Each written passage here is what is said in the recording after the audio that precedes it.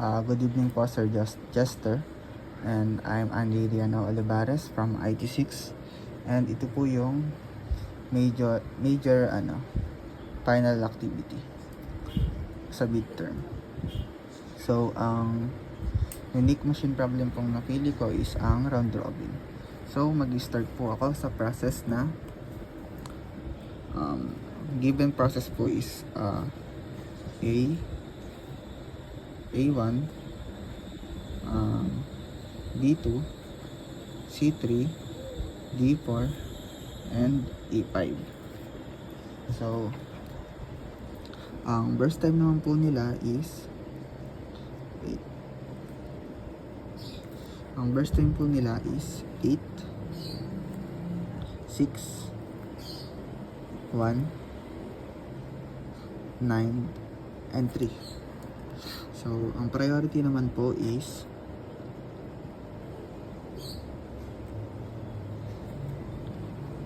four, 1, 2, 2, 3. And mag-start po tayo sa process na A1. Since sila po ang process na kailangang unahin. So, start po ako. Ang quantum MS po pala natin is 1.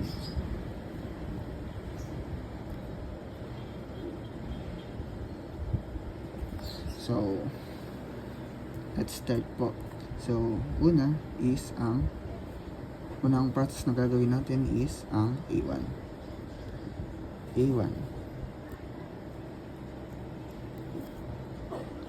So,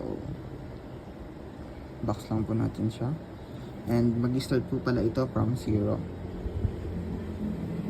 And 1. So, ayun po yung value niya. So, dahil nalagay na po natin yung burst time ng process A1, babawasan po natin siya ng isa. So, magiging 7 na lang po siya. Ayan. So, next naman po is ang B2. Next process po natin is B2. So, lagay lang po natin dito B2. Ayan. So, B2 minus 6. Ito pong 6 is ma-minus lang po natin ulit ng 1. So, magiging 5 na siya. Next process is ang C3. Lagay lang po natin ang C3. Ayan. And itong C3 is minus 1 lang din. So, magiging 0 na po siya. So, ang C3 po is end of process na. End of process. So, it means na hindi na po siya kasama sa mga process na gagawin natin. Next naman po is ang D4. Lagay lang po natin ang D4. Ayan. So, D4 po natin is ang 9. So, babawasan lang po natin siya ng isa. So, magiging 8 na lang. So, ang next naman po is ang E5. Ang E5 po natin is 3. Lagay lang po natin E5. Ito is magiging 2 na lang po. Ayan. So, natapos na po natin yung A1 to E5. So, pag natapos po natin yung E5, magpuproceed po ulit tayo sa pinakauna, which is ang A1. So, same process lang po. Lalagay lang natin A1.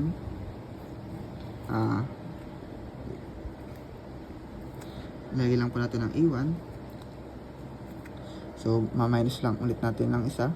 So, magiging 6 na lang. Next naman po is B2. B2 is minus 1 ulit. So, magiging 4 na lang. Next po is C3. So, ang C3 po C4. Ang C4 po, ang D4 po pala. Ang D4 po natin is 8. So, mababawasan siya ng isa. Ulitin ko lang po, ang C3 po pala is hindi na siya kasama sa process since natapos na po siya dito. So, ito pong pang 8 natin is D4. So, ang next naman po natin is ang E5. E5 po natin is 2. Babawasan lang natin ng isa. Ayan. So, next is A1 ulit po. Magiging 5 na lang. So, A1. Ayan. Next is B2. Bawasan natin ng isa. Magiging 3. Next is D4 naman po.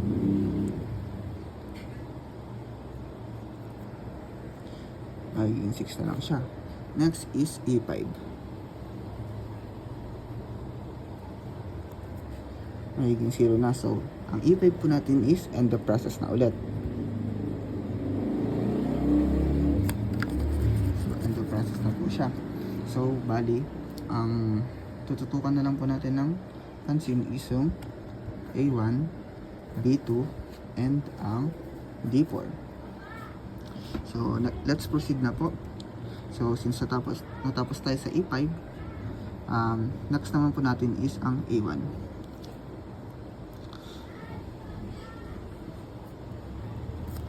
So, 14 minus 4. Next naman po is ang B2. B2 po natin is minus 1 lang ulit.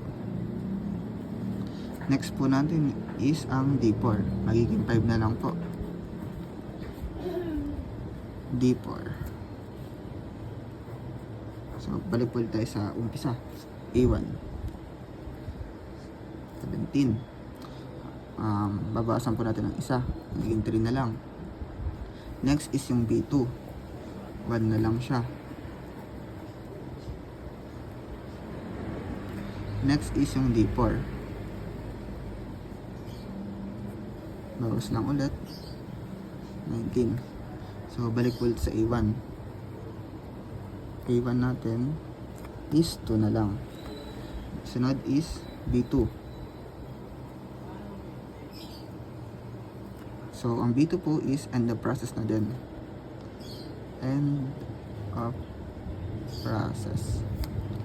End the process na po ang B2. Next one is ang D4. Ang D4 po is 3 na lang.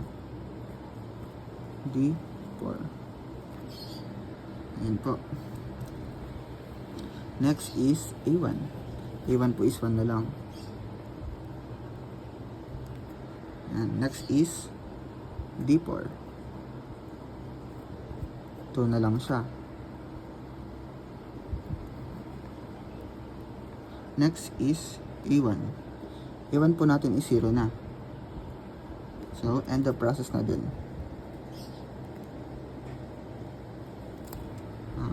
Next po is D4. D4. Since D4 na lang po ang natitira, lalagay na po natin siya.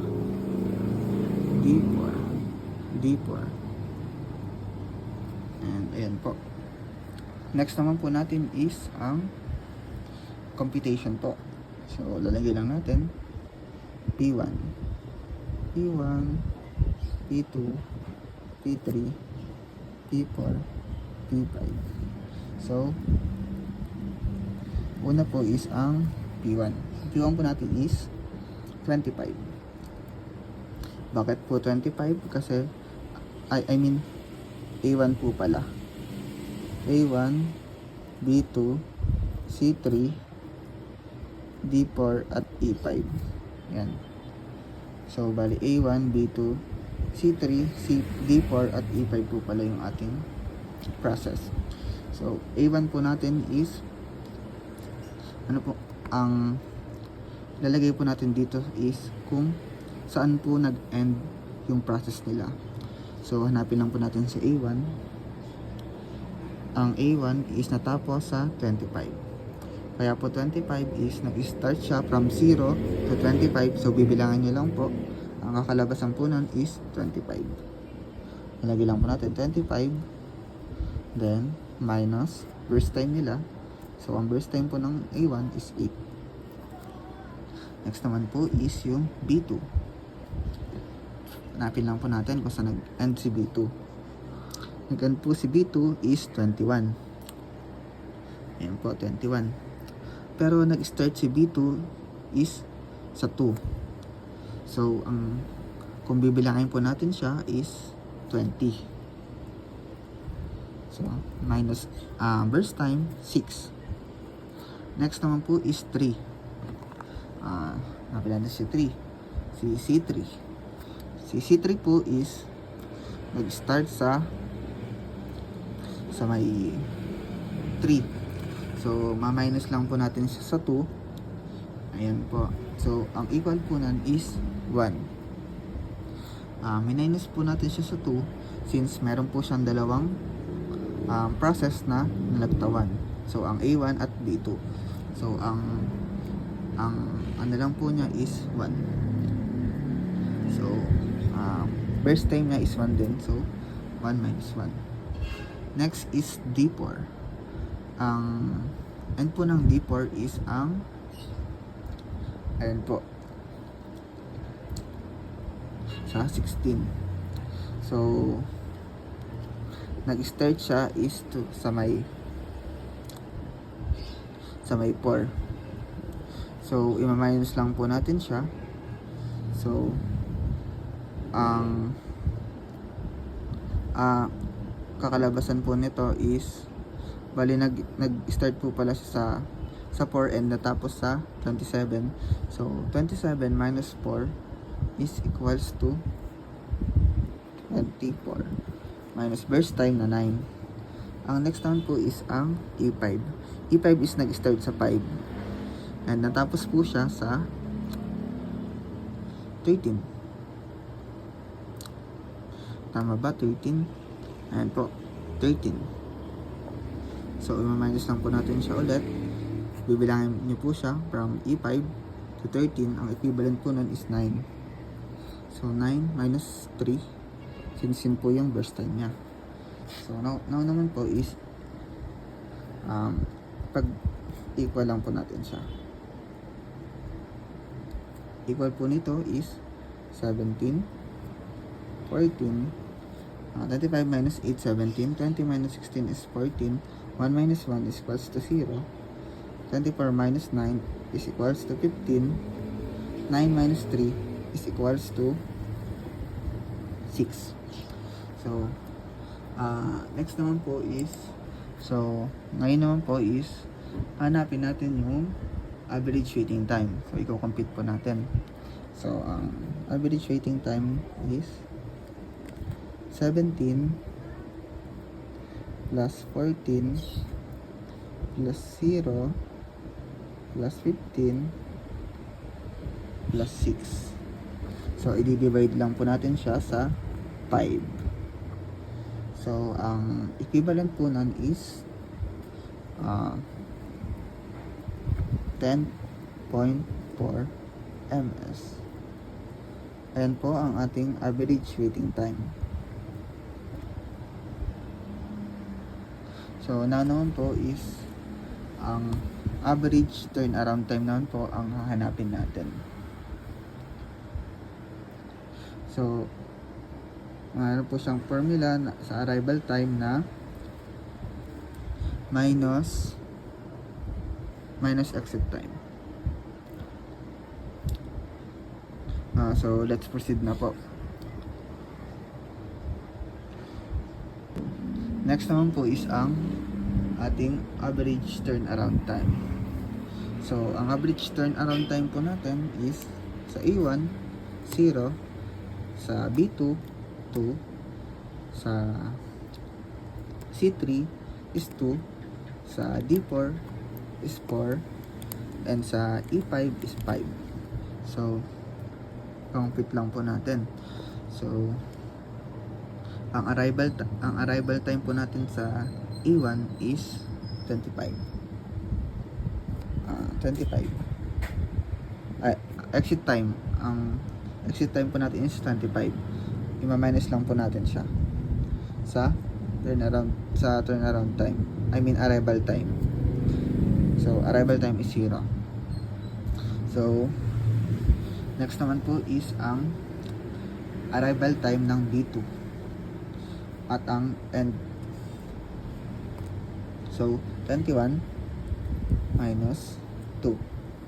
So next po is 3 minus 2. Next, 27 minus 4.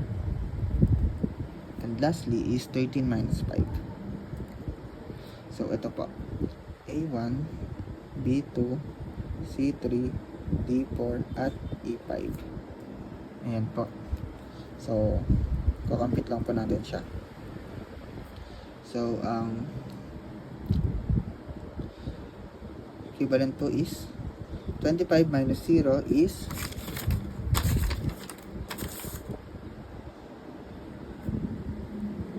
ano po, 25. And 21 minus 2 is 19. 3 minus 2 is 1. And 27 minus 4 is 23. 13 minus 5 is 8. So, now naman po is ito-total po natin siya. So, total lang po natin. Ang total po natin is itong 25 plus 19.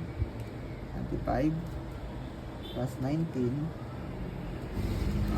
plus 1 plus 23 plus 8 divide 5 is equivalent to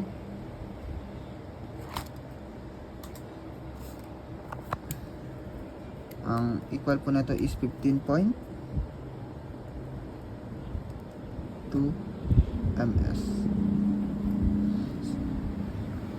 Ito po yung turnaround time natin. Ayan po. Yan. So, ito po yung average waiting time, 10.4 ms. And ang turnaround time naman po natin is 15.2 ms. And yan lang po. Thank you.